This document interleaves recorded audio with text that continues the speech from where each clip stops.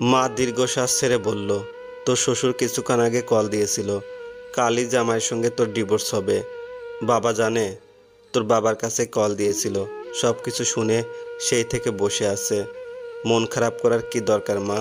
সুখের আশায় তো বিয়ে দিলে, সুখ কপালে নাই তাই বিচ্ছেদ হয়ে যাবে, মেনে নিতে হবে মা। অবন্তী, বলো মা। তোর বাবা বারবার বলছে যে মেয়েটার জীবন নিজেদের হাতে নষ্ট করলাম। সীমা, এসব কি ধরনের কথা? আগামীকাল কি হবে আজ সেটা আমরা জানি না, সেজন্যই পৃথিবী অনেক সুন্দর। মা আরও কিছুক্ষণ দাঁড়িয়ে রইল, তারপর মাথায় হাত বুলিয়ে চলে গেল। আমার বেশ ঠান্ডা লাগতে শুরু করেছে। আমি জানালা দিয়ে একটুও সরে দাঁড়ালাম না। পরদিন আমিও ছোট চাচা মিলে উপজেলা কাজী অফিসে গেলাম। আমার শ্বশুর ও স্বামী দুজনে এসেছে। সব কিছু বন্দোবস্ত করা ছিল। একটা সিগনেচার দিলাম। সঙ্গে সঙ্গে 7 মাসের সংসার সমাপ্তি হলো। বাড়িতে ফিরে জানতে পারলাম বাবা সকাল থেকে অসুস্থ হয়ে গেছে। অধিক শোকে নিজেকে তিনি অপরাধী ভেবে অসুস্থ হয়ে গেলেন। বাবার সেই অসুস্থতা আর সুস্থ হলো না। সেদিন রাতে বাবা স্ট্রোক করলেন। 15 দিনের মধ্যে বাবার চিকিৎসার জন্য প্রায় 2 লাখ টাকা শেষ হয়ে গেল। বাবার সারা জীবনের সঞ্চয় এই টাকা ছিল। না না, ভুল কথা। আমার বিয়ের সময় তিনি 1.5 লাখ টাকা খরচ করেছিল। আরও 15 দিন পেরিয়ে গেল, সংসার যেন প্রায় অচল হয়ে গেল। এত বড় সংসার, তার উপর বাবা অসুস্থ। মা রাত দিন কান্না করেন। আমি ডিভোর্সের পর থেকে কথাবার্তা কারোর সঙ্গে বলতাম না। মাঝে মাঝে বাবা যখন হা হুতাশ করতেন তখন তাকে 2-1টা কথা বলতাম। অবশেষে গ্রাম ছেড়ে শহরে যাবার পরিকল্পনা করতে লাগলাম, কিন্তু আমার তেমন কোনো পরিচিত মানুষ নেই। অবশেষে রাবুর কথা মনে পড়ে গেল। ক্লাস 10-এ পড়ার সময় রাবুর বিয়ে হয়ে গেছে। সে তার স্বামী, শ্বশুর, শাশুড়ির সঙ্গে ঢাকা শহরে থাকে, কিন্তু সমস্যা হচ্ছে তার কোনো মোবাইল নাম্বার নেই আমার কাছে। পরদিন সকালে উঠে রাবুদের বাড়িতে গেলাম। রাবুর মা আমাকে দেখে খুশি হলেন। তারপর কেন বিচ্ছেদ হলো ইত্যাদি প্রশ্ন করতে লাগলো। আমি রাবুর নাম্বার নিয়ে চলে এলাম। কল দিয়ে নিজের বিপদের কথা বললাম। রাবু বলল, 2-1 দিনের মধ্যে ঢাকা চলে আয়, চাকরির ব্যবস্থা হয়ে যাবে, চিন্তা করিস না অবন্তী। মানুষের জন্য পৃথিবীতে সমস্যা, আবার মানুষই সেগুলো সমাধান করে। হোঁচট খেয়ে রাস্তার যতক্ষণ পড়ে থাকবি ততক্ষণ পর্যন্ত মানুষ তাকিয়ে থাকবে, কিন্তু যত তাড়াতাড়ি উঠে দাঁড়াবি তত তাড়াতাড়ি উপহাস থেকে বাঁচবি। হারতে না পারলেও অন্তত উঠে দাঁড়িয়ে থাকবি, তবুও কাউকে বুঝতে দিবি না তুই আহত। 2,000 টাকা ধার করে মা বাবার কাছ থেকে বিদায় নিয়ে দ্বিতীয় রমজানের দিন ঢাকা রওনা দিলাম। 2 দিন হলো আমি ঢাকায় রাবুর বাসায় এসেছি। ইফতারের সময় পানির জগটা আমি হাতে নিতে হাত ফসকে পড়ে গেল। সব খাবারগুলো একসঙ্গে পানিতে ভিজে গেল। এটা আমার বান্ধবীর বাসা। একটা চাকরির জন্য 2 দিন আগে গ্রাম থেকে এই বাসায় এসেছি। আমি মাথা নিচু করে সব কিছু গুছাতে ব্যস্ত হয়ে গেলাম। আমার বান্ধবী রান্নাঘর থেকে দৌড়ে এসে কি বলবে বুঝতে পারছিল না। ওর স্বামী, শ্বশুর, শাশুড়ি সবাই তাকিয়ে আছে। সব কিছু পরিষ্কার করে আমরা ইফতার করলাম। আমাকে কেউ কিছু বলেনি, কিন্তু নামাজের পরে আমার বান্ধবী রাবুকে চুপিসারে কিছু বলবে এটা নিশ্চিত। গ্রাম থেকে যখন এসেছিলাম তখনই রাবু আমাকে বলেছিল, শহরে থাকার জায়গা দেবার বড্ড অভাব রে অবন্তী। তুই বিপদে পড়েছিস তাই না করতে পারি না, না হলে আমি আমার এখানে কোনোভাবে আনতাম না। নামাজ পড়ে রাবু আমাকে নিয়ে বের হয়ে গেল। রাস্তায় নেমে জিজ্ঞেস করলাম, কোথায় যাচ্ছি আমরা? তোর চাকরির জন্য কথা বলতে। কিন্তু এই রাতের বেলা কেন? এখন কি কোনো অফিস খোলা পাওয়া যাবে নাকি? তোকে টগর ভাইয়ের কাছে নিয়ে যাব। টগর? এত প্রশ্ন করিস কেন অবন্তী? যার সঙ্গে দেখা করতে যাচ্ছি তার সম্পর্কে কিছু জিজ্ঞেস করতে পারবো না? টগর ভাই আমার পরিচিত, খুব ভালো মানুষ। তাকে বললে যে কোনো একটা ব্যবস্থা করতে পারবেন। তিনি কি চাকরি করে নাকি বিজনেস? কি করে জানি না, তবে চাকরি জোগাড় করা তার কাছে খুব সহজ ব্যাপার। গুন্ডা নাকি? রাবু আমার এই প্রশ্নের জবাব দিল না, চুপচাপ রিকশার মধ্যে বসে রইল। আমাদের 2 বান্ধবীকে নিয়ে রিকশা এগিয়ে যেতে লাগলো। লোকটাকে দেখে আমার মেজাজ খারাপ হয়ে গেল। দেখতে ভালো হলেও চেহারার মধ্যে একটা বখাটে ছেলেদের ছাপ স্পষ্ট বোঝা যায়। এরকম একটা লোকের কাছে এখন চাকরির জন্য কথা বলতে হবে। চাকরিটা খুব দরকার আমার, কিন্তু তাই বলে এমন লোকের কাছে অনুরোধ করব? নাম কি তোমার? রাবু বলল, তোকে জিজ্ঞেস করেছে। আশ্চর্য, ছেলেটা আমাকে তুমি করে বলছে কেন? সামান্য ভদ্রতা বজায় রেখে মানুষ আপনি করে তো বলতে পারে। আমার প্রচুর রাগ উঠে গেল, তবু নিজেকে সামলে নিয়ে বললাম, অবন্তী, চাকরির বাজার আজকাল খুব খারাপ। মনে হয় ঈদের আগে কোনো ব্যবস্থা হবে না। রাবু বলল, অনেক বিপদে পড়েছে টগর ভাই। ওর বাবা হঠাৎ করে অসুস্থ হয়ে গেছে। ওরা 4 বোন, অবন্তী সবার বড়, তাই ওর কাঁধে দায়িত্ব। একটা কিছু ব্যবস্থা করতে হবে, না হলে সম্পূর্ণ পরিবার কষ্টে থাকবে। কী ধরনের চাকরি দরকার? আমি বললাম, যে কোনো চাকরি হলেই চলবে। রান্না করতে পারো? পারি। আমার পরিচিত এক বড় ভাইয়ের বাসায় দুবেলা রান্না করার জন্য এক রাঁধুনি দরকার। তুমি কি চাকরিটা করতে পারবে? রাগ এবার মাথায় খারাপ করে দিল। আমি তাকে বললাম, মেয়েদের দেখলে কি ফাজলামো করতে ইচ্ছে করে সব সময়? তুমি তো বললে যে কোনো চাকরি হলে চলবে, তাই এরকম অফার দিলাম। রাবু বলল, করোনার জন্য অনার্স শেষ হয়নি। অবন্তী খুব ভালো ছাত্রী টগর ভাই, আপনি যে কোনো একটা অফিসে ওর চাকরির ব্যবস্থা করে দেন। ঠিক আছে, কালকে সকালে উঠে এখানে তাকে পাঠিয়ে দিও। তোমার বান্ধবী, তাই কিছু একটা তো করার দরকার। কিন্তু যে রাগ দেখাচ্ছে সেরকম রাগ মেয়েদের পক্ষে ঠিক না। কিছু মনে করবেন না টগর ভাই। ঠিক আছে, এখন যাও তাহলে। আর আবার বলছি, মেয়ে মানুষে এত রাগ ঠিক না। কেমন যেন প্রকৃতির বিরুদ্ধে বিরুদ্ধে মনে হয়। এতক্ষণ রেল লাইনের পাশে দাঁড়িয়ে দাঁড়িয়ে কথা বলছিলাম। আমি আর রাবু হাঁটা শুরু করলাম, কিন্তু রাবু আবার গেল ছেলেটার কাছে। টগর ভাই, আবার কি? 2000 টাকা দিতে পারবেন? ওর বাড়িতে টাকা পাঠাতে হবে। বাড়ির অবস্থা বেশি ভালো না, বেতন পেলে তখন দিয়ে দিবে। এখনও চাকরি হলো না, আর বেতনের নাম করে টাকা ধার শুরু হয়ে গেল। টাকাটা না হয় আমাকে ধার দিলেন, আমি পরে দিয়ে দেব টগর ভাই। রাকিবকে আমার কথা বলে নিয়ে যেও। ধন্যবাদ টগর ভাই। আমরা এবার রিক্সার কাছে গেলাম। হঠাৎ করে রাবু আবার চলে গেল। আমি একটু দাঁড়িয়ে থেকে আমিও সঙ্গে গেলাম। রাবু বলল, টগর ভাই, আজকে রাতটা তোর বাসায় থাকুক, আমি কালকে দিনের মধ্যে থাকার ব্যবস্থা করে দেব। স্কুলের গলিতে একটা মেয়েদের মেস আছে। কিভাবে বুঝলেন আমি থাকার জন্য বলবো? এটা বুঝতে গোয়েন্দা হতে হবে নাকি? তোদের বাসার পরিস্থিতি তো আমি জানি। তাছাড়া তুই একদম বিপদে না পড়লে কোনোদিন আমাকে স্মরণ করিস না, আমি জানি। চাকরির ব্যবস্থা হয়ে গেলে থাকার স্থান দরকার, এতটুকু বোঝার মতো জ্ঞান তো আছে নাকি? সকালবেলা রাবু নিজে আমাকে নিয়ে বাসা থেকে বের হলো। বাসা থেকে বের হয়ে আমরা দেখি টগর ভাই বাসার সামনে একটা দোকানে বসে আছে। আমাদের দেখে তিনি বেরিয়ে এলেন। টগর ভাই তার বাইক নিয়ে আমাকে বলল, গতকাল রাতে আপনাকে সরাসরি তুমি করে বলার জন্য দুঃখিত, উঠুন। মানে, আমি কি আপনার সঙ্গে বাইকে করে যাব? হ্যাঁ, কোনো সমস্যা? আমি রাবুর দিকে তাকালাম। রাবু চোখের ইশারা করলো, যার অর্থ কোনো সমস্যা নেই বস। বাইকে চড়ার অভ্যাস ছিল না। মিনিট 10 যাবার পরে হঠাৎ চোখের সামনে সব কিছু ঘুরতে লাগলো। আমি হাত দিয়ে টগর ভাইকে খামচে ধরে বললাম, টগর ভাই দাঁড়ান। কি হয়েছে? এমন সময় আরেকটা অপ্রত্যাশিত ঘটনা ঘটে গেল। বাম দিকের একটা লোকাল বাস হুট করে মোড় নিল। 2 সেকেন্ডের মধ্যে আমরা ছিটকে পড়ে গেলাম রাস্তার পাশে। তারপর আর কিছু মনে নেই আমার। আমি তো ভেবেছিলাম আপনি অবিবাহিতা, আপনার বিয়ে হয়েছিল, এটা বুঝতেই পারিনি। ঘাড় ফিরিয়ে দেখি আমার পাশে বসে আছে টগর ভাই। আমি হাসপাতালে বেডে শুয়ে আছি। আমার পাশে টগর ভাই প্রশ্নটা করেছে, আপনি যে অন্তঃসত্ত্বা সেটা তো জানতাম না। এরকম অবস্থায় সাবধানে থাকতে হয়। আগে যদি বলতেন তাহলে আপনাকে সিএনজি ঠিক করে নিয়ে যেতাম, না হলে সাবধানে বাইক চালাতাম। পেটে সন্তান নিয়ে এরকম জার্নি ঠিক হলো না। আমি অবাক হয়ে রইলাম। বেশ কিছুদিন ধরে আমারও এরকম কিছু মনে হচ্ছে, কিন্তু সন্তানের বিষয়টা আমি নিজেও পুরোপুরি নিশ্চিত নই। তাহলে টগর ভাই জানলো কিভাবে? রাবুকেও আমি এ ব্যাপারে কিছু বলিনি। আমি বললাম, কিভাবে জানলেন যে আমার পেটে সন্তান? ডাক্তার বলল। আমি তারপর রাবুর কাছে কল দিলাম। রাবু তখন বলল যে আপনার নাকি বিয়ে হয়েছিল, সম্প্রতি ডিভোর্স হয়েছে। আমি আর কিছু বললাম না, চোখ বন্ধ করে শুয়ে রইলাম। টগর ভাই বলল, আমি একটু বাইরে যাচ্ছি, 10 মিনিট পরে ফিরে আসব, আপনি থাকেন। এ কথার কোনো জবাব দিলাম না। চোখ বন্ধ করে শুয়ে থাকতে ভালো লাগছে। টগর ভাই বের হয়ে গেছে বোঝা যাচ্ছে। 5 মিনিটের মধ্যে সশব্দে কেবিনের দরজা খুলে গেল।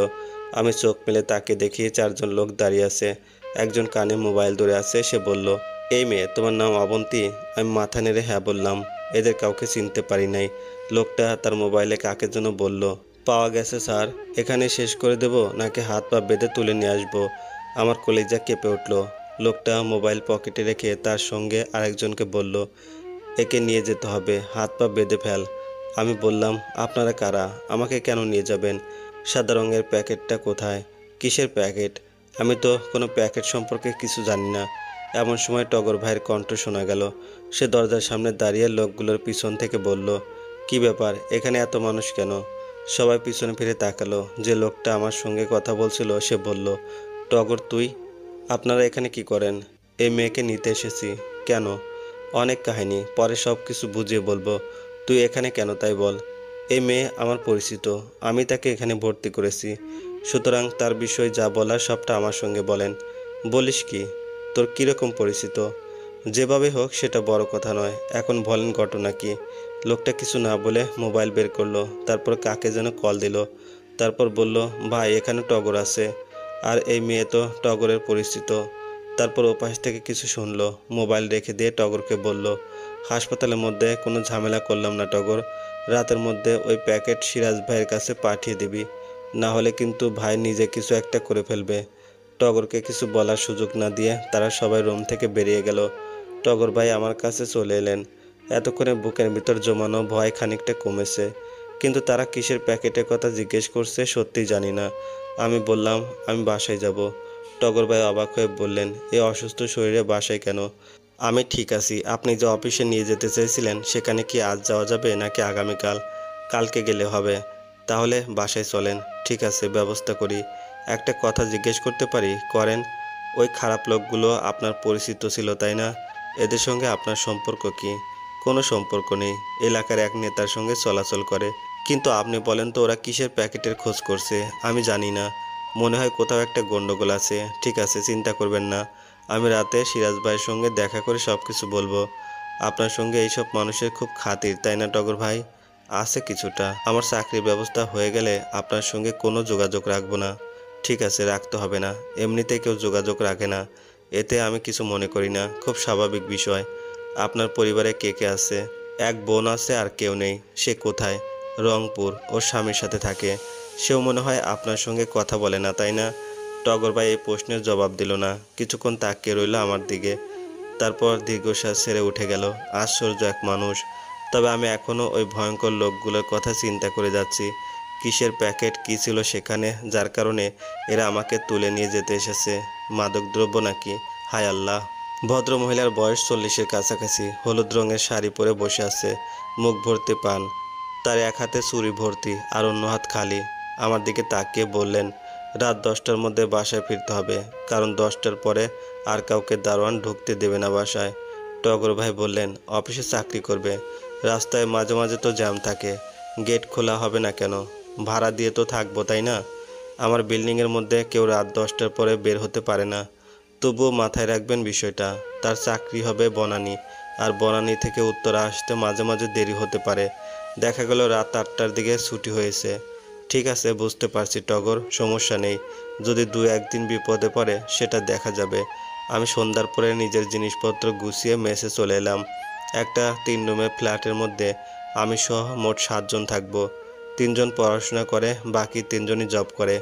আমি যার সঙ্গে এক রুমে থাকবো সেই মেয়েটার নাম তাসকিয়া তামান্না। ফ্লোরে বিছানা করে ঘুমাতে হবে। তামান্না নামের মেয়েটাও ফ্লোরে বিছানা করে বসে আছে। সে বলল, তুমি চাইলে খাট কিনে পেতে নিতে পারো। আমার দরকার হয় না তাই কেনা হয় না। না না, সমস্যা নেই। তোমার নামটা যেন কি? অবন্তী। আমার নাম তাসকিয়া তামান্না। নামের অর্থ হচ্ছে পবিত্র ইচ্ছে।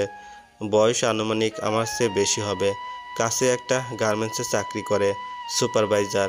রেল লাইনের ওপারে সেক্টরের মধ্যে তোমার বান্ধবীর বাসা তাই না? হ্যাঁ। খুব বড় লোক নাকি? জানি না, মোটামুটি। সেক্টরের মধ্যে তো বাসা ভাড়া অনেক বেশি। আমাদের মতো মধ্যবিত্ত পরিবারের মানুষ সেখানে থাকতে পারে না। শরীর ক্লান্ত ছিল। অ্যাক্সিডেন্টে আমার পায়ের মধ্যে হালকা ছিলে গেছিল।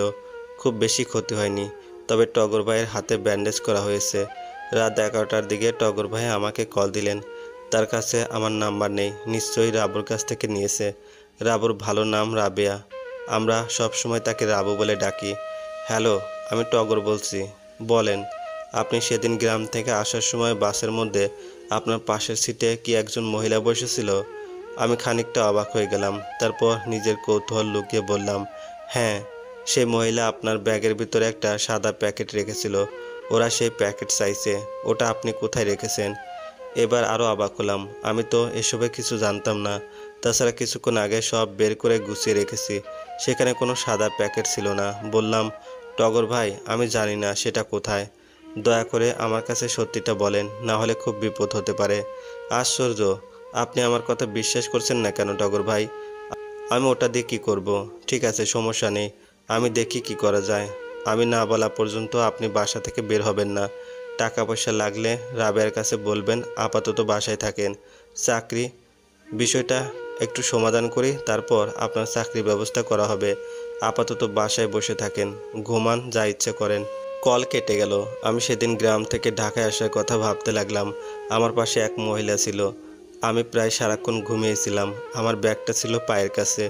বেশি কাপড় চোপড় ছিল, তাই মাথার উপরের বক্সে রাখতে পারিনি। মহিলা কখন বাস থেকে নেমেছে সেটাও জানি না আমি। মোবাইলে মা কল দিয়েছে। এত রাতে মা কল দিবে ভাবিনি। তাহলে বাবার শরীর আবার অসুস্থ হয়ে গেল নাকি? কেমন আছো মা? আমরা ভালো আছি। তুই কেমন আছিস মা? চাকরি হয়েছে? না, চাকরির জন্য যেতে পারিনি। পথে সামান্য অ্যাক্সিডেন্ট করেছি, তাই হাসপাতাল থেকে আবার বাসায় এসেছি। বলিস কি, সাবধানে থাকতে পারিস না? বেশি কিছু হয়নি তো? না মা, একটা কথা বলতে কল দিলাম। কি কথা বলো? জামাই এসেছিল একটু আগে। মানে কার জামাই? সোহাগ এসেছিল। আমার হাজবেন্ডের নাম ছিল সোহাগ, কিন্তু সে আমাদের বাড়িতে এসেছে। আশ্চর্য। কেন এসেছে? সে নাকি ইচ্ছে করে ডিভোর্স দেয়নি। এসবের পিছনে অনেক ঝামেলা ছিল। বাধ্য হয়ে নাকি কাজটা করেছে। এসব কি ধরনের কথা? সে এসে তোমাকে বলে গেল আর তুমি বিশ্বাস করে নিলে? সে ঢাকায় গিয়ে তোর সাথে দেখা করতে চায়, আমার কাছে ঠিকানা চায়। পাগল নাকি? তার সঙ্গে দেখা করব কেন? জানি না, আমি তো নিজেই তোর ঠিকানা জানি না, দেব কিভাবে? সে বলে গেল যেভাবে হোক তোর ঠিকানা নাকি জোগাড় করবে। কিছুই বুঝতে পারছি না মা। তুই সাবধানে থাকিস অবন্তী। তোর বাবা এসব কিছু জানে না, টেনশন করবে, তাই কিছু বলিনি। ভালো করছো। দুদিন পেরিয়ে গেল। সেই রাত থেকে টগর ভাইয়ের নাম্বার বন্ধ। যে নাম্বার দিয়ে কল করেছিল সেই নাম্বার বন্ধ পাচ্ছি। রাবুর কাছে জিজ্ঞেস করলাম, রাবুও কিছু জানাতে পারেনি। তৃতীয় দিনে একটা অপরিচিত নাম্বার দিয়ে কল এলো। আমি রিসিভ করে কথা বললাম। কে বলছেন? আমাকে আপনি চিনবেন না। আপনার ব্যাগ থেকে একটা সাদা প্যাকেট আমি বাসের ভিতরে বসে নিয়েছিলাম, ওটা আমার কাছে আছে।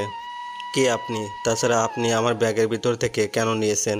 আপনি কি জানেন ওই প্যাকেটের জন্য আমি কতটা বিপদে আছি? হ্যাঁ জানি। 20 লাখ টাকার মতো জিনিস যদি হাতছাড়া হয়ে যায়, তখন সেই জিনিসের মালিক সেটার জন্য মরিয়া হয়ে উঠবে। এটা স্বাভাবিক। কত টাকা? 20 লাখের বেশি হবে। এটা নিষিদ্ধ একটা ড্রাগসের প্যাকেট। যে মহিলা আপনার পাশে বসেছিল তিনি ঢাকায় নিয়ে যাচ্ছিল। তিনি আমার ব্যাগে কেন রাখলেন? আপনি যখন ঘুমিয়েছিলেন তখন মাঝপথে বাস পুলিশ চেকিং করে। পুলিশ দেখে আপনার পাশে বসা সেই মহিলা এগুলো আপনার ব্যাগে রেখেছিল। আপনার সিট ছিল D4 আর আপনার পাশের মহিলা D3। আমি ছিলাম D2 সিটে। সত্যি বলতে আপনাকে আমি কাউন্টার থেকে ফলো করছিলাম। যখন কাউন্টারে বসে বাসের জন্য অপেক্ষা করছিলেন তখন আপনাকে দেখে ভালো লেগেছিল। বাসে উঠে যখন দেখলাম আপনার পাশাপাশি সিট পড়েছে তখন বেশ খুশি হলাম। কিন্তু আফসোস হলো, কারণ আরেকটু কাছে যদি বসতে পারতাম। তারপর কি হলো? আপনি ঘুমাচ্ছেন। আমি প্রায় সারাক্ষণ আপনার দিকে তাকিয়েছিলাম। পুলিশ বাসে ওঠার পরে হঠাৎ দেখি মহিলা ঘাবড়ে গেলেন। তারপর তার নিজের ব্যাগ থেকে একটা প্যাকেট বাহির করেন। সেই প্যাকেট আপনার ব্যাগে রেখে দিয়ে সে চুপ করে বসে থাকেন। কি বলছেন এসব? ঠিকই বলছি। পুলিশ কিন্তু আপনার ব্যাগ চেক করেনি। চেক করলে আপনি ফেঁসে যেতেন। তবে আমার একটা ভুল হয়ে গেছে। তখন যদি পুলিশের কাছে বলতাম তাহলে মহিলা ধরা পড়তো। করলেন না কেন? আসলে মানুষের মাথায় সবসময় সব ধরনের বুদ্ধি কাজ করে না। সেজন্যই প্রচলিত প্রবাদ আছে, চোর পালালে বুদ্ধি বাড়ে। আপনি কিভাবে নিলেন ব্যাগটা? একটা পেট্রোল পাম্পে গাড়ি দাঁড় করানো হয়েছিল, মনে আছে? আপনি সহ সেই মহিলা এবং আরও অনেকে বাস থেকে নেমেছেন। হ্যাঁ, ওয়াশরুমে গেছিলাম। পাশের সেই মহিলা আমাকে ডেকে নিয়ে গেছিল। আমিও নেমেছিলাম, কিন্তু যখন দেখলাম যে আপনারা নামছেন তখন চট করে বাসে উঠি। খুব সাবধানে আর কৌশলে ব্যাগটা খুলে প্যাকেটটা নিজের কাছে নিয়ে যাই। তারপর সেটা একদম পিছনে নিয়ে রাখি। কেন করেছেন? আমার সন্দেহ ছিল এটা নিষিদ্ধ কিছু হতে পারে, কারণ আপনি আসার আগেই সেই মহিলা দ্রুত বাসে আসে।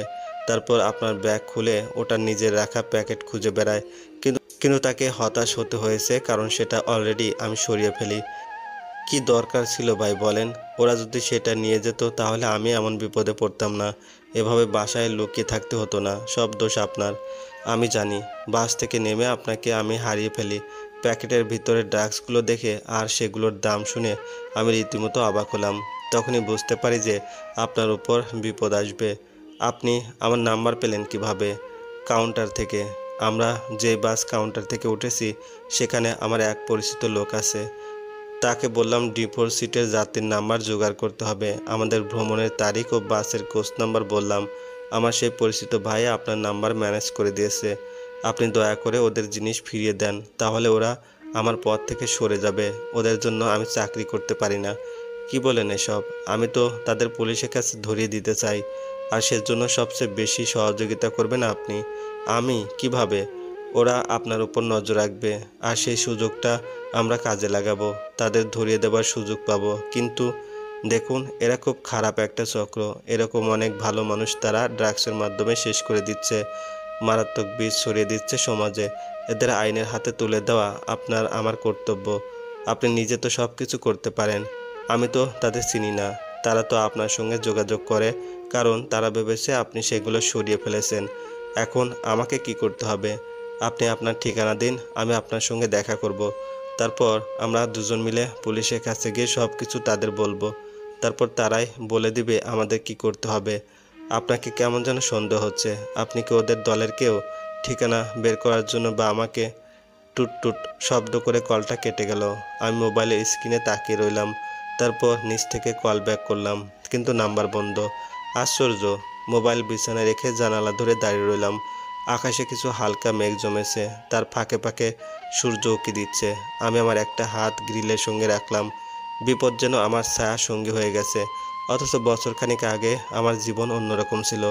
আমার এই ছোট্ট জীবনে কত বিচিত্র মানুষের সঙ্গে পরিচয় হয়ে গেল। টগর ভাইয়ের নাম্বার এখনো বন্ধ। রাবুর কাছে কল দিলাম, সে নাকি তার শাশুড়ির সঙ্গে কোথায় যেন গেছে। পরে কথা বলি বলে কল কেটে দিল। বিছানায় শুয়েছিলাম। তামান্না আপুর দুপুরে খাবার খেতে বাসায় এলেন। তামান্না আজকে রোজা রাখেনি। গতকাল রাতে আমাকে বলেছিল আমি অসুস্থ, কাল থেকে 4-5 দিন আর রোজা রাখা হবে না। একটা মেয়ে হিসেবে এটা আমি জানি, তাই আর কিছু বলিনি। আমি দরজা খুলে দিতেই তিনি আমার দিকে তাকিয়ে বললেন, কি ব্যাপার, কান্না করছো নাকি? বাড়ির কথা মনে পড়ছে তাই মন খারাপ? চাকরির কিছু ব্যবস্থা হলো? প্রশ্ন করে তামান্না ওয়াশরুমে চলে গেল। তারপর বের হয়ে এসে খেতে বসে ভাতের থালা হাতে নিয়ে খেতে খেতে বলল, মাত্র 1 ঘন্টা সময় পাই অবন্তী। অফিস থেকে বাসায় আসতে 12-13 মিনিট হয়ে যায়। আবার বের হতে হবে 15 মিনিট আগে। তোমাদের অফিস থেকে দুপুরে খাবার খেতে দেয় না? আরে না, ইপিজিটের মধ্যে হলে দেয়, কিন্তু আমরা যেখানে চাকরি করি সেখানে দেয় না। তাছাড়া এখন তো রমজান মাস, ছোট কোম্পানি তো, তাই কখনো খেতে দেয় না। কাজের কত চাপ সারাক্ষণ, একটু বসার সুযোগ পাই না। আমি সুপারভাইজার হবার আগে অপারেটর ছিলাম, তখন সারাদিন বসে বসে কাজ করতাম। বিরক্ত হয়ে একটু দাঁড়ানোর সুযোগ খুঁজে বেড়াতাম। আর এখন সারাদিন লাইনের মধ্যে দৌড়াতে হয়, ইচ্ছে থাকলেও বসতে পারি না। খুব কষ্টের, তাই না? হ্যাঁ, তবে মাস শেষে বেতন পেলে মনটা ভালো হয়ে যায়। গ্রামের বাড়িতে টাকা পাঠিয়ে আনন্দে আনন্দে সপ্তাহখানেক কাটে। তারপর আবার সেই মাস শেষ হবার অপেক্ষা। আমাদের জীবন পেরিয়ে যায় মাস শেষ হবার অপেক্ষা করতে করতে। কিন্তু জীবন থেকে যে দিন দিন সময় কমে যাচ্ছে সে হিসাব করি না। তোমার বেতন কত? সব মিলিয়ে 16-17 হাজার পাই। স্টাফ তো। কতটুকু পড়াশোনা করছো? এসএসসি পাশ করে এসে গার্মেন্টসে চাকরি নিয়েছিলাম। আমাকে একটা চাকরি দিতে পারবে? তুমি গার্মেন্টসে চাকরি করবা? এছাড়া কি করব? টগর ভাই কিছু ব্যবস্থা করে নাই? তার নাম্বার বন্ধ, কোনো যোগাযোগ নেই আমার সঙ্গে। একটা ছোট্ট ঝামেলা হয়ে গেছে। তাহলে তো চিন্তার বিষয়। ঈদের আগে গার্মেন্টসে চাকরি পাওয়া সম্ভব না। তবুও আমি গিয়ে খোঁজ নিয়ে দেখি, যদি হয় তাহলে তোমাকে নিয়ে যাব কালকে। খাবার শেষ করে তামান্না আয়নার সামনে গিয়ে কিছুক্ষণ দাঁড়িয়ে রইল। ঠোঁটে সামান্য লিপস্টিক লাগিয়ে ওড়না বাঁধলো। তারপর রুম থেকে বের হবার সময় আমাকে বলল, একটা লোক তোমাকে খুঁজে বেড়াচ্ছে। ঘটনা কি বুঝতে পারছি না। কে সে? চিনি না। সকালে আমি বের হতে একটা লোক আমাকে তোমার একটা ছবি দেখালো। তারপর জিজ্ঞেস করলো, এই মেয়েটা বিল্ডিংয়ের কত তলায় থাকে জানেন? আমি তোমার ছবি দেখে অবাক হয়ে গেলাম। বললাম, না জানি না। কীরকম ছবি? আমার ছবি তারা পাবে কই? তা তো জানি না। তোমার সঙ্গে আরেকটা ছেলে ছিল, তোমার পরনে লাল একটা 3 পিস আর সঙ্গে ছেলেটার পরনে সাদা টি শার্ট। তাহলে মনে হয় আমার স্বামী আর আমার ছবি ছিল ওটা। তোমার বিয়ে হয়েছে? হ্যাঁ। বলো কি, জানতাম না তো। আচ্ছা, দেরি হয়ে যাচ্ছে, এখন যাই তাহলে। বাসায় ফিরে সব কিছু শুনবো। তুমি বাসা থেকে বের হইও না। আর ওরা মনে হয় দারোয়ানের কাছে কিছু জিজ্ঞেস করে নাই, কারণ দারোয়ান তাহলে সন্দেহ করবে, আর ওরা সব সময় ঘুরঘুর করতে পারবে না। তামান্না চলে গেল। আমাদের পাশের রুমে যে দুটো মেয়ে ছিল তারা বাসায় আছে। এদের নাম জানি, কিন্তু ভালো করে পরিচয় হয়নি এখনো। আমি তামান্নাপুর কথা ভাবতে লাগলাম। সোহাগের সঙ্গে তোলা আমার ছবি রাস্তার একটা লোক কিভাবে পাবে? তাহলে কি সোহাগ নিজে দিয়েছে সেই ছবি? কিন্তু সোহাগকে পাবে কোথায় এরা? সকাল থেকে হালকা পেটে ব্যথা ছিল। দুপুরের পর থেকে সেটা আস্তে আস্তে বাড়তে লাগলো। 4:30টার দিকে হঠাৎ অনুভব করলাম আমার ব্লিডিং হচ্ছে। সেদিন টগর ভাইয়ের যখন ডাক্তার বলেছিলেন আমি প্রেগনেন্ট, তখন বাসায় ফিরে আমি অনেক ভেবেছিলাম। আমার ডিভোর্স হয়েছে মাসখানেক আগে, আর ডিভোর্সের 2 মাস আগ থেকে স্বামীর সাথে এক বিছানায় থাকা হয়নি আমার। সব মিলিয়ে 3 মাস। তবে আমার স্পষ্ট মনে আছে, শেষ যেবার আমার পিরিয়ড হয়েছে তারপর থেকে আর সোহাগের সঙ্গে ছিলাম না। তাহলে আমার গর্ভে সন্তান আসবে কিভাবে? এসব জটিলতা খোলাসা করার জন্য আবারও ভালো করে ডাক্তারের কাছে পরীক্ষা করতে চেয়েছিলাম, কিন্তু পরিস্থিতি জটিল হওয়ার কারণে নিজের শারীরিক সমস্যাটা গোপনেই রইল। পেটে ব্যথা নিয়ে শুয়েছিলাম, একটু পরপর খুব মারাত্মকভাবে ব্যথা অনুভব করছি। রাবুর কাছে আরেকবার কল দিলাম, রিসিভ করে নাই। মিনিট 10 পরে আমার মোবাইল কল এলো। ভেবেছিলাম রাবু হয়তো কল ব্যাক করছে, কিন্তু মোবাইল হাতে নিয়ে দেখি সোহাগ কল দিয়েছে। একবার ভাবলাম রিসিভ করব না, কিন্তু হঠাৎ মনে হলো ছবিটার কথা জিজ্ঞেস করা দরকার। হ্যালো অবন্তী, আমি সোহাগ। চিনতে পেরেছি। হঠাৎ কি মনে করে? আমি তো ঢাকায় এসেছি। ঢাকায়? কিন্তু কেন? তোমার সঙ্গে দেখা করতে চাই। তুমি যে বাসায় থাকো আমি সেই বাসার নিচে রাস্তায় দাঁড়িয়ে আছি। তুমি একটু নিচে আসবে? আমার বাসার ঠিকানা তুমি কোথায় পেলে? মন দিয়ে খুঁজলে সব কিছু পাওয়া যায়। তুমি কি একটু নিচে আসবে? তোমার সঙ্গে 10 মিনিট কথা বলতে চাই। আজ আমার শরীরটা ভালো না। তাছাড়া তুমি কেন আমার সঙ্গে কথা বলতে এসেছো? তোমার সঙ্গে তো আমার বলার মতো কিছু নেই, কিন্তু আমার আছে। আমার অনেক কিছু বলার আছে। একটু নিচে আসবে প্লিজ? তুমি কি তোমার আমার ছবি কাউকে দিয়েছো? মানে কাকে ছবি দেব? সত্যি করে বলো, তোমার আর আমার একসঙ্গে তোলার ছবি কাউকে দিয়েছো কিনা? না তো। ঠিক আছে, ফোন রাখছি। নিচে কখন আসবে? যাব না। আমি তো অপেক্ষা করছি। আমি কি অপেক্ষা করতে বলছি? এত রেগে আছো কেন? তুমি তো এরকম ছিলে না অবন্তী। আমি কল কেটে দিলাম। ভয়ে জড়সড় হয়ে গেল সমস্ত শরীর। দরজা বন্ধ করে বসে রইলাম। পেটে ব্যথা বাড়তে লাগলো। ব্লিডিং হচ্ছে এখনও। মাথা যে পরিমাণ ব্যথা করে মনে হয় সব কিছু ঘুরছে। মনে মনে প্রাণপণে তামান্না পুরো অপেক্ষা করতে লাগলাম। রাবুর কাছে আবারও কল দিলাম। এবার রিসিভ করলো। আমি বললাম, কল ধরিস না কেন? কি বলবি একটু তাড়াতাড়ি বল। শাশুড়ি আছে, তিনি আমাকে তোর সাথে কথা বলতে নিষেধ করেছে। বাসায় গতকাল থেকে অনেক ঝামেলা হয়েছে রে। কিসের ঝামেলা? তেমন কিছু না, তুই চিন্তা করিস না। টগর ভাই সব ঠিক করে দেবে। আপাতত নিশ্চিন্তে থাক। আমার প্রচুর ব্লিডিং হচ্ছে রাবু। পেটের যন্ত্রণায় মনে হচ্ছে মরে যাব। টগর ভাইয়ের নাম্বার তো বন্ধ, তাহলে কিভাবে যোগাযোগ করব? আচ্ছা, আমাকে ডাকছে। তোকে আমি কিছুক্ষণ পরে ছাদে গিয়ে কল দেব। আমাকে কিছু বলার সুযোগ দিল না। 5:30টার দিকে তামান্না এলো। ফ্রেশ হয়ে রুমে এসে বলল, ওই লোকটা এখনও আছে, গলির মধ্যে হাঁটছে আর কেমন যেন করছে। ঘটনা কি অবন্তী? আমি তামান্নাপুর কাছে সব কিছু বললাম। সব শুনে তিনি স্তব্ধ হয়ে বসে রইলেন। তুমি তো ভালোই বিপদে পড়েছো। জানি না এরকম কেন হচ্ছে আমার সঙ্গে। আমি কি এমন করেছি যার কারণে দোষ না করেও মরতে যাচ্ছি? মরবে কেন? সিসি। তবে আমার মনে হয় এই মুহূর্তে আমাদের পুলিশের সাহায্য নেওয়া দরকার, অথবা কোনো গোয়েন্দা। কিন্তু কিভাবে? আর পুলিশের কাছে কিভাবে কি বলবো? এখানে তো কোনো প্রমাণ নেই যেগুলো দিয়ে কারো বিরুদ্ধে মামলা করব। এখানে সবাই অপরিচিত, কাকে দোষ দেব? তাহলে গোয়েন্দাদের সাহায্য নিতে হবে। কোথায় পাবো? আচ্ছা তুমি চিন্তা করো না, আমি আমার এক বন্ধুকে কল দিয়ে জিজ্ঞেস করি। তামান্না আপু কাকে যেন কল দিলেন, তারপর একটা ইমেল ঠিকানা লিখে নিলেন। আমার কাছে ঠিকানাটা দিয়ে বললেন, এই ঘটনার সঙ্গে যা কিছু আছে সবটা লিখে এই ঠিকানায় ইমেল করে পাঠিয়ে দাও। গোয়েন্দা সাজু ভাইয়ের ইমেল এটা। তিনি যদি ঢাকায় থাকেন তাহলে অবশ্যই তোমার সাহায্য করবেন। যদি ঢাকার বাইরে হয় তাহলে তিনি চলে আসবে। আমার বন্ধু তো বলল যে সাজু ভাই সবসময় চেষ্টা করে বিপদে পড়া নিরপরাধ মানুষকে রক্ষা করতে। তারপর থেকে আমি পেটে ব্যথা নিয়েই লিখতে শুরু করি। যেহেতু আমার সাবেক হাজবেন্ড এই ঘটনার সঙ্গে জড়িত বলে মনে হচ্ছে, তাই আমার ডিভোর্সের শুরু থেকে আপনাকে লিখে দিলাম। আপনার কাছে আমার অনুরোধ, আমাকে সাহায্য করুন। আর কিছু জানতে হলে আমার নাম্বারে কল দিতে পারেন। আমি আপনার সাহায্যের জন্য অপেক্ষা করছি। বিনীত অনুরোধে, নুসাইবা জান্নাত অবন্তী। তারাবি নামাজ পড়ে বের হয়ে মোবাইল হাতে নিয়ে ডাটা চালু করে ইমেল নোটিফিকেশন পায় সাজু ভাই। উত্তরা 7 নম্বর সেক্টর পার্কের পাশে মসজিদ থেকে নামাজ পড়ে বের হয়েছে। সাজুর সঙ্গে রয়েছে কিবরিয়া। সাজু ভাই যখন খুলনা পলিটেকনিক ইনস্টিটিউটে পড়াশোনা করত তখন কিবরিয়া ছিল তাদের সঙ্গে। খুব ভালো বন্ধু না হলেও বন্ধু হিসেবে পরিচিত। এতক্ষণ ধরে কিবরিয়া ইমেল পড়ছিল আর সাজু তার পাশে বসে বসে শুনছিল। তারা এখন আছে 7 নম্বর সেক্টরে 19 নম্বর রোডে। কিবরিয়া বলল, বেশ জটিল মনে হচ্ছে সাজু। তোমার কাছে জটিল মনে হয়, কিন্তু আমার কাছে তো শুধু একটা বিষয় খটকা আছে, তাছাড়া আর কোনো সমস্যা নেই। কীরকম? অবন্তীর বর্ণনা অনুযায়ী টগর সম্ভবত সেই চক্রের হাতে বন্দি আছে, কিন্তু টগরকে বন্দি করে রেখে তারা কি করবে সেটা একটু খটকা। এছাড়া আর সব পরিষ্কার। হ্যাঁ, বিশ্বাস হচ্ছে না তাই না? না, কারণ অবন্তীর সাবেক স্বামী কিভাবে তার বর্তমান ঠিকানা পেয়ে গেল? জানতে হলে রাস্তার 6 নম্বর ওপারে সেক্টরের মধ্যে যেতে হবে, অবন্তীর বান্ধবীর বাসায়। রাত 10টা বেজে গেছে। সমস্যা নেই, চলো গিয়ে দেখি কি অবস্থা। আরেকটা প্রশ্ন আছে। কি? তামান্না নামের মেয়েটার কাছে যে লোকটা ছবি দেখে জিজ্ঞেস করেছে, তিনি মনে হয় অবন্তীর স্বামী ছিলেন তাই না? হা হা হা, মাথা মোটা নাকি তুমি? কেন? তামান্নাকে যে ছবি দেখানো হয়েছে সেখানে তার স্বামীর ছবি ছিল। তাহলে সেই লোকটা যদি তার স্বামী হয়ে থাকে, তবে ছবির লোকটা আর জিজ্ঞেস করার লোকটা একই ব্যক্তি তাই না? হ্যাঁ। তো যদি অবন্তীর স্বামী হতেন তাহলে তামান্না তো বুঝতে পারতেন ছবির লোকটা আর জিজ্ঞেস করার লোকটা এক, আর সেটা অবন্তীকে বলতো। বুঝলাম। অবন্তীর নাম্বারে কল দাও কিবরিয়া। কিবরিয়া কল দিল। অবন্তী রিসিভ করার সময় সাজুর কাছে মোবাইল দিয়ে দিল সে। হ্যালো, অবন্তী বলছেন? জি, আপনি কি সাজু ভাই? কিভাবে বুঝলেন? অনুমান করে। আমার মনে হচ্ছিল আপনি কল দিবেন। সত্যি বলতে আমি আপনার কলের জন্য অপেক্ষা করছি। আপনার বান্ধবীর রাবুর বাসার ঠিকানাটা দিতে হবে, আমি তার সঙ্গে কথা বলতে চাই। ভাইয়া, ওর বাসায় একটু ঝামেলা হচ্ছে, তাই আমি আর ওকে এসবের মধ্যে জড়াতে চাই না। কিন্তু আমার তো দরকার আছে। সোহেল সাহেব, মানে আপনার সাবেক হাজবেন্ডের সন্ধান ওই অপরাধী চক্র কিভাবে পেয়েছে জানেন? কিভাবে? আপনার বান্ধবীর মাধ্যমে।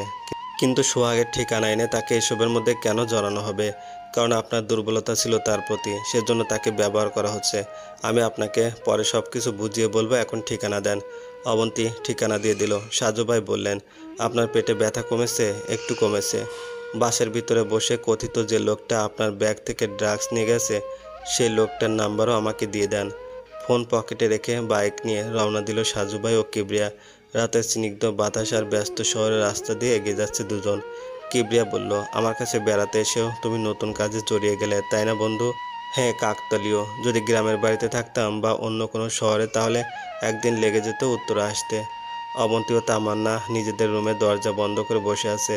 বাইরে মূল দরজায় কলিং বেলের শব্দ হচ্ছে। পাশের রুম থেকে ওরা কেউ একজন দরজা খুলে দিচ্ছে, সেটা বোঝা যাচ্ছে। একটু পরে অবন্তীদের দরজা টোকা দিল। বাড়ির মালিকের স্ত্রী কণ্ঠ শুনে তামান্না বলল, এত রাতে আপা কেন এলো? দরজা খুলে দিতেই বাসায় প্রবেশ করলেন বাড়ির মালিকের স্ত্রী। তিনি অবন্তীকে বললেন, টগরের সঙ্গে তোমার শেষ কথা হয়েছিল কখন? এ বাড়িতে দিয়ে যাবার পরে আর কথা হয়নি। শুনলাম টগর নাকি মারা গেছে। 13 মুখের ব্রিজের নিচে নাকি ওর লাশ পাওয়া গেছে। আপনি কিভাবে জানলেন যে টগর ভাই মারা গেছে? সত্যি কি তাই? কাপা কাপা গলায় জিজ্ঞেস করলো অবন্তী। হ্যাঁ, ওর সঙ্গে যেসব ছেলেরা চলাফেরা করে তারাই বলেছে। নিচে আমার হাজবেন্ড শুনে এসে আমাকে জানালো। আমি সেদিন থেকে তার নাম্বার বন্ধ পাচ্ছি। তিনি কোনো যোগাযোগ করেননি। সবসময় বাজে মানুষের সঙ্গে আড্ডা, খারাপ খারাপ বদভ্যাস ছিল। হয়তো নিজেদের মধ্যে কেউ শত্রুতার সূত্রপাত ধরে কাজটা করেছে। তামান্না বলল, লাশ যদি পাওয়া যায় তাহলে তো আমরা সেই লাশ দেখতে পারবো তাই না? কি জানি ওর লাশ কে দাপন করবে। পুলিশের মাধ্যমে হয়তো দাপন হতে পারে। তার নাকি একটা বোন আছে রংপুরে। করুণ দৃষ্টিতে তাকে জিজ্ঞেস করলো অবন্তী। আমিও শুনেছি আছে, জানি না সত্যি কোনটা আর মিথ্যা কোনটা। মালিকের স্ত্রী মিলি চলে গেল। তামান্না তখন অবন্তীর কাছে গিয়ে বলল, মন খারাপ করো না, সব কিছু ঠিক হয়ে যাবে। আমাকে কিছু একটা করতে হবে আপা। কি করবা তুমি? সময় হলে জানতে পারবেন। সাজু ভাইকে জানানো দরকার। ঠিকই বলেছ। এত রাতে অপরিচিত কাউকে দরজার সামনে দেখে অবাক হয়ে গেল রাবুর শ্বশুর। দারোয়ান একটু আগে ইন্টারকমে কল দিয়ে বলেছে এক গোয়েন্দা এসেছে দেখা করতে। তারপর থেকে অস্বস্তিতে ছিলেন তিনি। সাজু ও কিবরিয়া বসে আছে ড্রয়িং রুমে। সুন্দর করে সাজানো গোছানো পরিবেশ। বাইরে যে কেউ প্রথম দেখে মুগ্ধ হবে নিশ্চিত। নীরবতা ভেঙে সাজু বলল, আমি আপনার পুত্রবধূর সঙ্গে কথা বলতে চাই। রাবেয়াকে ডাকুন। কি বিষয় জানতে চান আগে বলেন। আপনারা হুট করে বাড়িতে প্রবেশ করেছেন, থানা থেকে কেউ নেই, তাছাড়া এত রাতে।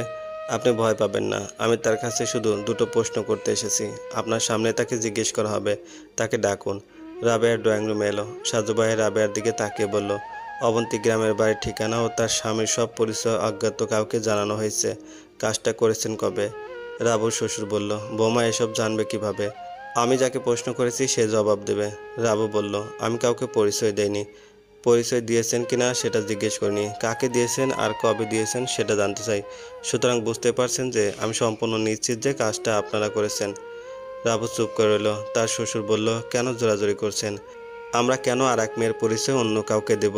আপনি যত তাড়াতাড়ি বলবেন আমি ততই তাড়াতাড়ি বাসা থেকে বের হয়ে যাব। রাবেয়ার দিকে তাকিয়ে বললেন সাজু ভাই। রাবু আস্তে আস্তে বলল, টগর ভাইয়ের সঙ্গে যেদিন সন্ধ্যার পরে অবন্তীর দেখা করাই সেদিন দুজন লোক এসেছিল। এতটুকু বলে রাবু থেমে গেল। সাজু ভাই রাবেয়ার মুখের দিকে তাকিয়ে রইল কিছুক্ষণ। রাবেয়ার দৃষ্টি ছিল অন্যদিকে। সাজু সেদিকে তাকিয়ে দেখল রাবেয়ার শাশুড়ি রুমের দরজা ধরে দাঁড়িয়ে আছে। মাথা নেড়ে ইশারা দিয়ে তিনি রাবেয়াকে কথা বলতে নিষেধ করতেছেন। সাজু সেদিকে তাকানোর সঙ্গে সঙ্গে ভদ্রমহিলা ভিতরে চলে গেল। সাজু মুচকি এসে বলল, সবটা না শুনে আমি যাব না রাবেয়া।